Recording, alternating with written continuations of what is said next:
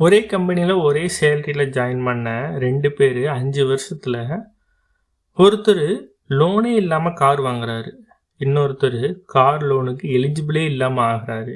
ஏன்? இவங்க 2 பேர்த்துக்கும் டிஃப்ரெண்ட் சேலரி இல்லை, லக்கு டிஃப்ரெண்ட் கிடையாது, ஃபேமிலி பேக்ரவுண்ட் கூட ஆல்மோஸ்ட் ஒன்று தான். வேறு என்ன இவங்களுக்கு பிரச்சனை? ஹேபிட். அப்படி என்ன ஹேபிட் 2 பேர்த்துக்கு டிஃபர் ஆகுது அப்படின்னா, தாராளமாக செலவு பண்ணுறது, தன்னுடைய வருமானத்தை மீறி கடன் வாங்குறது, சின்ன சின்னதாக இஎம்ஐ, கிரெடிட் கார்டு தாராளமாக செலவு பண்ணுறனால அவரோட சிபில் ஸ்கோர் ஆட்டோமேட்டிக்காக ரெடியூஸ் ஆகிடுச்சு.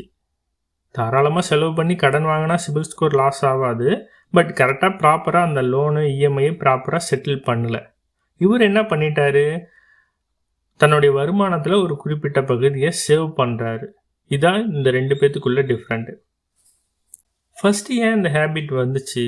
நானும் எவ்வளவோ சேவ் பண்ணி சிக்கனமாக இருக்கணும்னு தான் நினைக்கிறேன், பட் என்னால் முடியல. என்ன காரணம் பார்ப்போம். ஃபஸ்ட்டு சரௌண்டிங், சோசியல் கம்பேரிசன், நம்மளை சுற்றி இருக்கிறவங்களுடைய அந்த ப்ரெஷர். எப்படின்னா, தன் பக்கத்து வீட்டுக்காரன் இதை வாங்கிட்டான், இவன் கார் வாங்கிட்டான், என்னோடய ஃப்ரெண்டு ஒரு பைக்கு வாங்கிட்டான், ஸோ நான் இதை வாங்கி ஆகணும் அப்படிங்கிற ஒரு சூழல். அப்புறம் சோசியல் மீடியாவிலையோ இல்லை மற்ற இடத்துலையும் நம்ம பார்க்குறோம், இவங்க இதெல்லாம் வச்சுருக்காங்க, இந்த பொருள்லாம் அவங்ககிட்ட இருக்குது, அப்போ நம்மக்கிட்ட இல்லைன்னா நம்ம அவங்களுக்கு ஈக்குவல் இல்லை அப்படின்னு தன்னைத்தானே நினச்சிக்கிறது. செகண்டு, கோல் இல்லை, ஃப்யூச்சரை நினச்சி, அதாவது அடுத்து ஒரு 5 வருஷமோ 10 வருஷத்துக்கு அப்புறமோ ஒரு வீடு கட்டணும், இல்லை ஒரு கார் வாங்கணும்னு ஒரு இலக்கை நம்ம இன்னும் ஃபிக்ஸ் பண்ணலை. ஃபிக்ஸ் பண்ணியிருந்தோம்னா இப்போயே அதுக்கான ஸ்டெப்பை எடுத்து வச்சுருப்போம். 3வது, ஒரு எமர்ஜென்சியோட வேல்யூ புரியாமல் இருக்கிறது. அதாவது தனக்கோ இல்லை வேறு ஏதாவது ஒரு இக்கட்டான சூழ்நிலை வரும்போதோ என்ன பண்ணுறது, சப்போஸ் என்னோடய வேலையே போயிருச்சு, என்ன பண்ண முடியும் அப்படின்னு ஒரு நிமிஷம் நம்ம அதை பற்றி யோசிக்காமல் இருக்கிறது தான் இவ்வளோ பெரிய பிரச்சனை.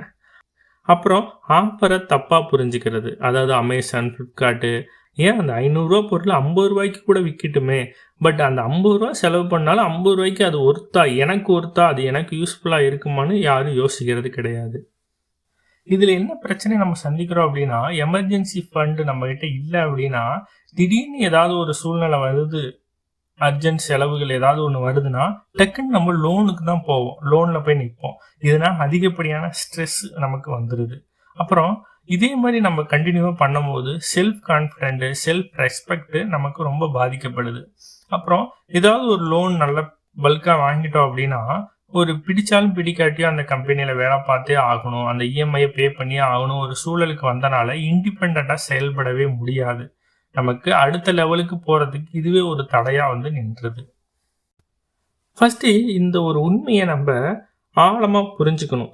அதாவது மணியை சேவ் பண்ணுறதோ இல்லை கம்மியாக செலவு பண்ணுறதோ கஞ்சத்தனம் கிடையாது, செல்ஃப் ரெஸ்பெக்ட். அதெல்லாம் ஓகே தான், சொல்கிறதெல்லாம் கரெக்டு தான். பட்டு சேவ் பண்ணணும்னு நினைக்கிறப்பயே என்ன பண்ணிடுது, அதிகப்படியான அப்போ தான் செலவுகளே நமக்கு வருது. இப்போ மந்த்லி இன்கம் வருது, சரி செலவெல்லாம் போக ஒரு குறிப்பிட்ட அமௌண்ட் எடுத்து வைக்கலாம்னு நினைக்கிறோம், பட் அந்த மாதம் அதையும் மீறி செலவாகிடுது.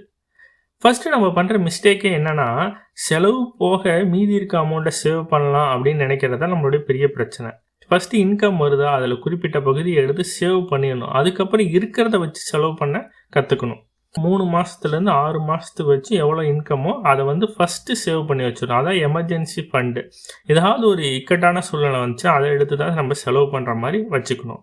அப்புறம் 50-30-20 ரூல், அதாவது 100% நம்மளுடைய சேலரியில் 20% கம்பல்சரி சேவிங்ஸில் கொடுக்கணும். அது எதுவாக வேணுமா இருக்கலாம், கோல்டாக இருக்கலாம், ஆர்டியாக இருக்கலாம், எதில் வேணுமா நீங்கள் சேவ் பண்ணலாம்.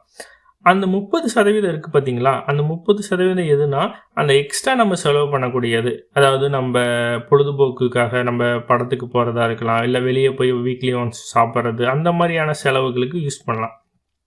அந்த 50% இருக்குது பார்த்தீங்களா, அதான் அடிப்படை தேவைகள். நமக்கு மல்லிகை ஜாமான்லேருந்து இதெல்லாம் நெசசரி அப்படின்னு சொல்லிட்டு ஒரு சில விஷயங்கள் இருக்கும் பார்த்தீங்களா, அதுக்கு அந்த விஷயத்தை யூஸ் பண்ணணும். அதாவது மினிமம் 20 கம்பல்சரி சேவ் பண்ணணும். ஆனால் உங்களால் முடிஞ்சிச்சுன்னா 50% கூட கண்ட்ரோல் பண்ணி சேவ் பண்ணலாம். ஓகேங்களா? இப்போ ஒரு விஷயத்த நம்ம ஆழமாக புரிஞ்சுக்கணும். இப்போ இந்த மாதம் நம்ம கையில் சேலரி வந்தோன்னே நமக்கு சந்தோஷம் வரும், இல்லை புதுசாக ஒரு இன்க்ரிமெண்ட் வாங்கினோன்னே ஒரு ஹாப்பி வரும், அதெல்லாமே ஓகே தான். ஆனால் நம்ம சேமிச்சா மட்டும்தான், சேவ் பண்ணா மட்டும்தான் நிம்மதி கிடைக்கும். நீங்க எந்த மாதிரியான சேவிங்ஸை ஃபாலோ பண்றீங்க? இப்ப இருக்க சிச்சுவேஷன்ல எது பெஸ்ட்டா இருக்கும் அப்படின்னு சொல்லிட்டு கமெண்ட்ல மென்ஷன் பண்ணுங்க.